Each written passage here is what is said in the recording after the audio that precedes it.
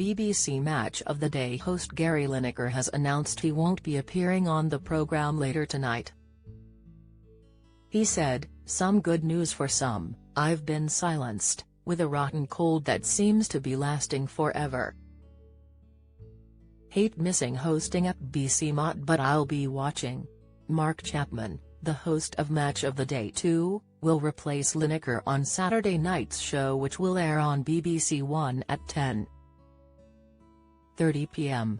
Chapman and guests will review highlights from 7 Premier League matches, including games involving Manchester City, Liverpool, and Tottenham. Data for Gary, 63, had a successful career as a footballer, playing for Leicester City and Tottenham Hotspur. But since he retired in 1994, has gone on to make it as an esteemed broadcaster, despite having his fair share of run-ins with the BBC over their impartiality rules. Incredible net worth: his time as a footballer, subsequent media career and advertising campaigns with Walkers have racked Gary up a staggering net worth of £30 million. He landed a job fronting Match of the Day, the longest-running football show in the world, which he has presented since 1999, and continues to. But has been less lucky in his love life, having been married twice and now resigning himself to a single life. Gary's unusual love life: former England striker Gary married ex-wife Michelle Cockayne in 1986. They had 4 sons together: George, Harry, Tobias, and Angus. They separated 20 years later, when Michelle filed for divorce, citing her husband's alleged unreasonable behaviour in their marriage. 3 years later, Gary married Welsh model Danielle Bucks, who is 20 years his junior. However, they divorced in 2016, as Danielle wanted to have children and didn't think it was fair on Gary. She now has a daughter, Romy, with American lawyer husband Nate Greenwald. Gary said they are still friends, and Danielle's husband doesn't mind them being close. They were even spotted holidaying together in Ibiza together in July. He told Radio Times, "Has not got a jealous bone in his body. We get on really well. We go out for dinner when I'm in LA.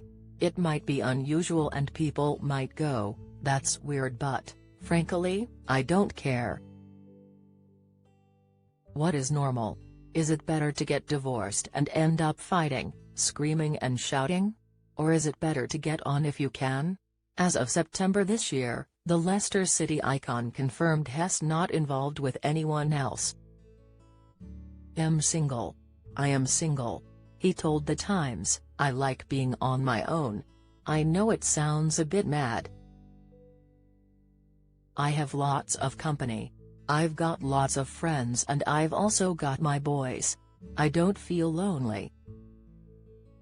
I have the date here and there but nothing, not in terms of a long relationship. I've been married most of my adult life. 2 really good marriages, I'm friends with both," he explained. "I'm not saying whether it'll change. It might do. I don't know. But at the minute I'm very comfortable." BBC impartiality row: it's not all been plain sailing for this year though. He found himself at the centre of a media storm in March this year when he was asked to take a break from hosting Match of the Day following a tweet about the government's treatment of asylum seekers. Writing on his personal Twitter account, he likened the language used when commenting on migrants to that of Germany in the 1930s. After taking a weekend off presenting the show, he was invited back and the situation was independently reviewed, with new rules put into place. Lineker called the BBC's new policy sensible. He released a statement when he was back on Match of the Day, saying, "After a surreal few days, I'm delighted that we have navigated a way through this. I want to thank you all for the incredible support, particularly my colleagues at BBC Sport, for the remarkable show of solidarity. Football is a team game, but their backing was overwhelming. I have been presenting sport on the BBC for almost 3 decades and am immeasurably proud to work with the best and fairest broadcaster in the world. I cannot wait to get back in the mod chair on Saturday. A final thought: however difficult the last few days have been, it simply doesn't compare to having to flee your home from persecution or war to seek refuge in a land far away. It's heartwarming to have seen the empathy towards their plight from so many of you.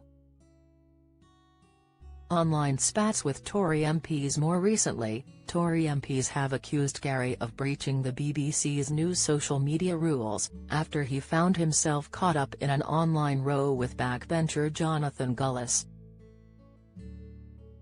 Gullis criticised him for signing an open letter speaking out against the government's Rwanda bill, which was ruled unlawful by the Supreme Court in November. Defense Secretary Grant Shapps was also targeted by Lineker after he was accused of meddling in politics. Shapps said Gary should put a sock in it after speaking out about Rwanda, with Lineker responding by referring to him as "for chaps Shapps," after it was found the minister worked under pseudonyms to market get-rich-quick schemes after entering Parliament. Follow Mirror Celebs on Snapchat, Instagram, Twitter, Facebook, YouTube and Threads.